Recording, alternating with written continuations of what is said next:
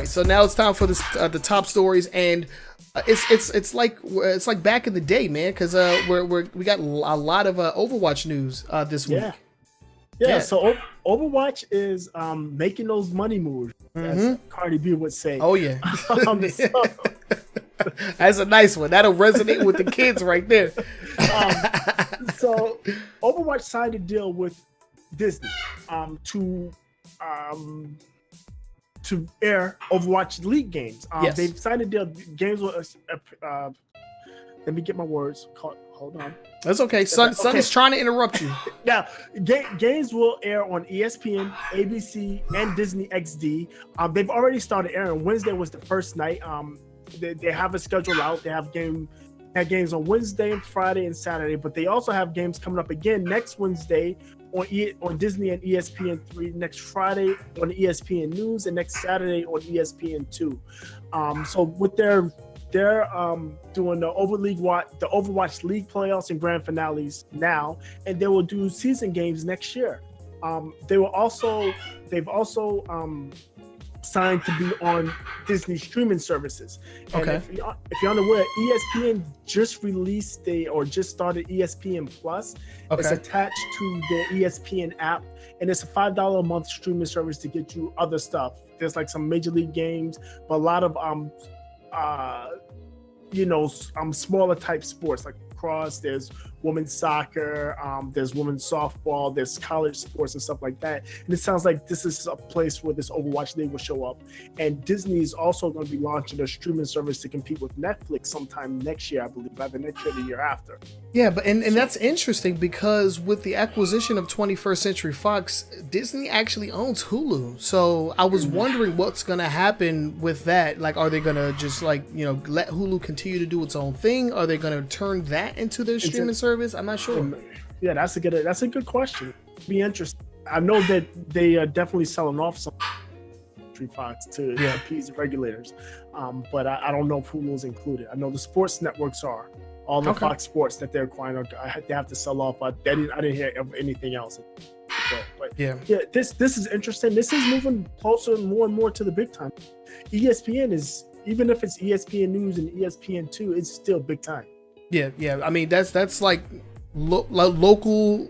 That's like on local channels, like everywhere. Yeah. That's on everybody's cable. Yeah, everybody. It's in everybody's like basic package. So no matter if you're watching TV at all, you have access to ESPN, which means that you have access to the Overwatch League, and that says something right there. Right. I mean, like the Twitch deal was big, but Twitch is more of a niche because gamers go there. Right. Where ESPN, normal people go through ESPN. Oh, and these time slots in this time of year, there's not much on as far as sports goes. Mm-hmm. I mean, you got baseball, you have some college sports, but I mean, there's been a lot of World Series of poker, and I've seen lacrosse. Matter of fact, right before the show I came down, ESPN2, you know what they were showing? What? They were showing a cornhole tournament. A what? Cornhole. Cornhole? You take the little bean bags and toss it into the... Oh, no. I didn't know that game was called Cornhole. That sounds terrible. So I mean... A cornhole tournament. Yeah. That's... Wow. Anyway, no, it's actually really good because they'll be able to fill some of those slots. Because right now there's like a sports drought. There's no basketball, no football. The World Series the World Cup. I said World Series. The World Cup just concluded. So definitely a void to fill there, and they could bring in some new viewers. And I'm really gonna have to do something about this bird one of these days because he is just the worst. While we're on the topic of Overwatch, there was actually another story that came out of Overwatch. So why don't we go ahead and jump into that really quickly? Yeah, this is a feel good story. So back in May, right? Yeah, May of this year, Blizzard teamed up with the Breast Cancer Research Fund and started selling a pink Mercy skin. They were selling it pretty expensive for $15, $14.99. But Blizzard promised that all 100% of the proceeds of sales of this particular skin will go to the Breast Cancer Research Foundation. And they have announced that they raised $12.7 million. It's a lot of money for breast cancer research. And this is the largest single corporate donation in the history of this foundation over the past 25 years. And I mean, that's good on you. That's a great cause. Yeah.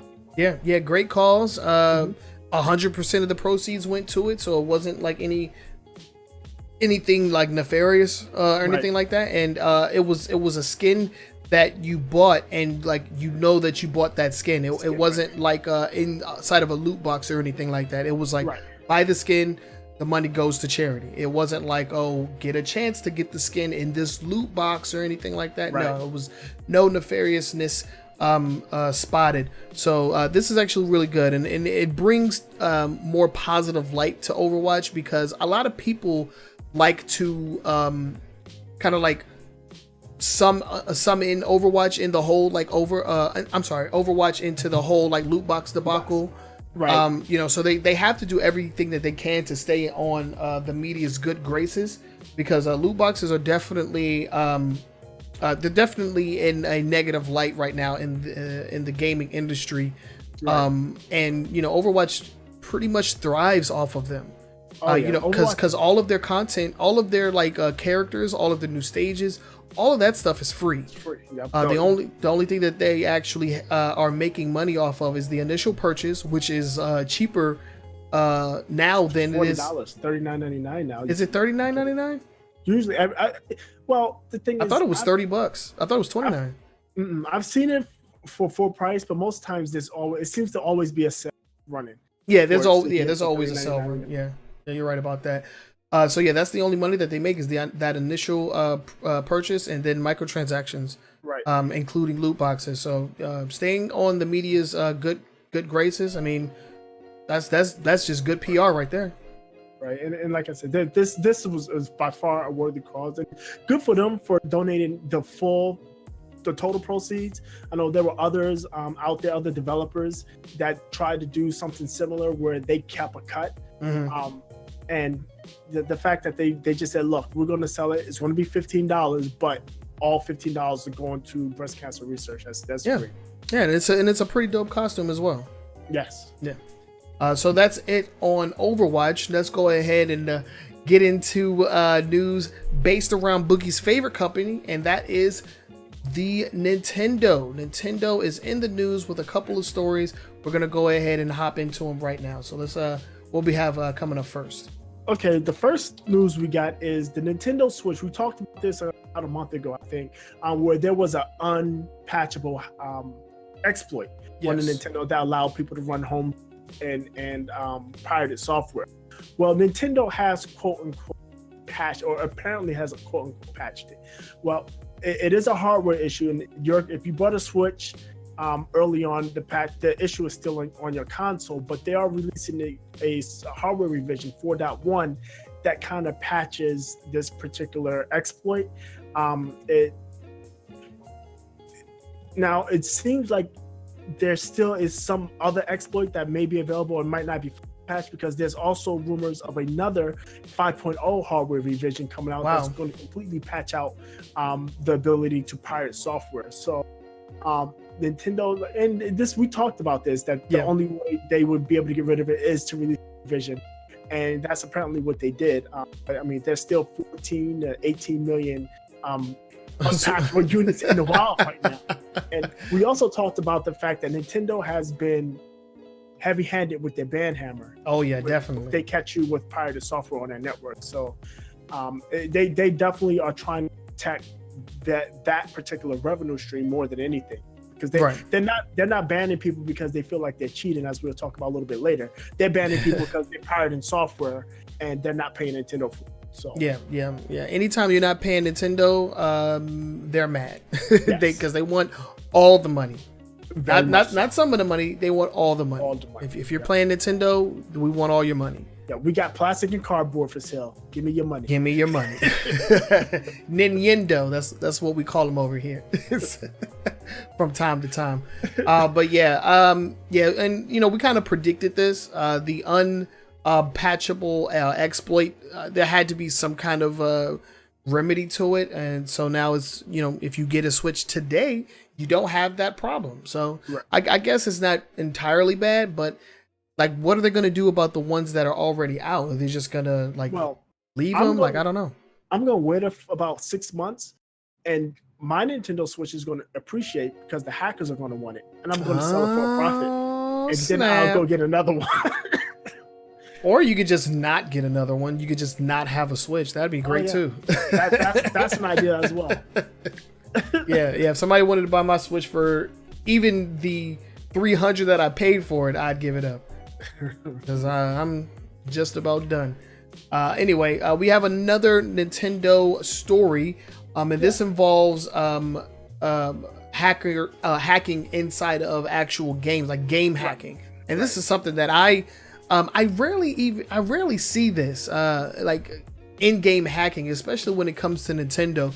The last time, or like the only time that I've actually seen like hacking on a console was back in the day when I used to play Call of Duty, and there would just be like a sea of planes in the air just destroying everybody.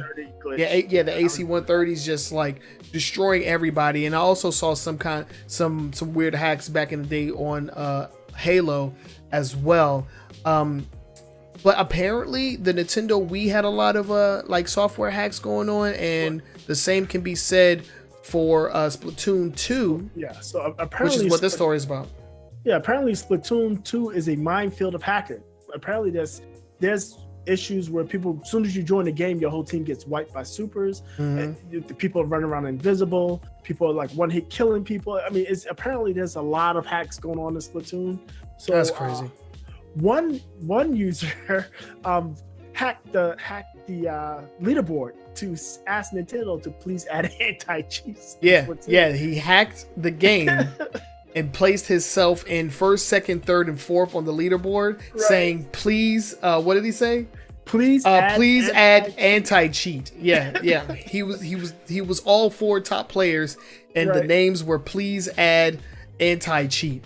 And he was swiftly banned from playing Splatoon 2 online. Definitely banned. But that harkens back to a larger problem with Nintendo. And I just said it. If it's not costing them money, they don't seem to care.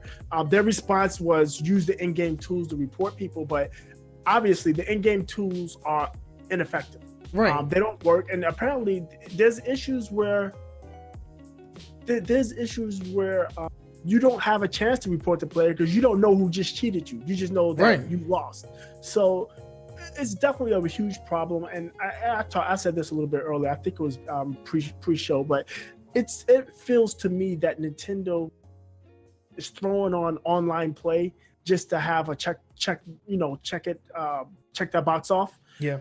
We have online games too, and they don't really care because their biggest games aren't really multiplayer games. Their biggest games, Mario Odyssey, Legend of Zelda, Donkey Kong Country. Those are single player games that don't necessarily. And they're also Wii U games. No, I was kidding. What's up, Odyssey? So I just don't feel like to putting in the effort. You see that with this issue with the cheating, the rampant cheating in Splatoon 2, which is one of their most, or not the most popular online multiplayer game they had, and you also see it with their convoluted way to do online chat or party chat, voice chat. Yeah, it's just not on their priority list. Where you would see swift changes if this was like EA or Activision or Ubisoft. But Nintendo or Microsoft or whoever. Yeah, even in PlayStation Network and Xbox Live and on Xbox Live. Yeah. PSN and Xbox Live, they go to great lengths to make sure stuff like this doesn't happen, even if it's not their game. This is not only Nintendo's network, it's their game. It's a first-party game. Yeah. This is shameful, in my opinion. Yeah, it is shameful, but I mean that's Nintendo for you. They are definitely playing catch up in a lot of different ways when it comes to and when it comes to gaming in general. If you ask me, and we've talked enough about Nintendo and their problems, so I think we're just gonna leave it with that, because if not, this is gonna turn into another one of our Nintendo rants. And we don't want none of those. Yeah, it's ramping up. Yeah, it's ramping up. The meter was almost at the top. We almost hit it. But no, we're gonna go ahead and back off from now. But to end this story, there definitely needs to be something implemented to prevent this, because I saw some videos, and I haven't played Splatoon 2 in a long time, which is probably why it hasn't like affected me, or like the reason why I haven't seen it or heard about it. But like I've watched some videos, and you'll see like people will swing like the weapon, and instead of getting like ink splats, they'll get like the entire plane will just be covered in that color. I'm just like, wow, there are people are really going all out just to be the best at Splatoon 2 of all games. But right, I don't know.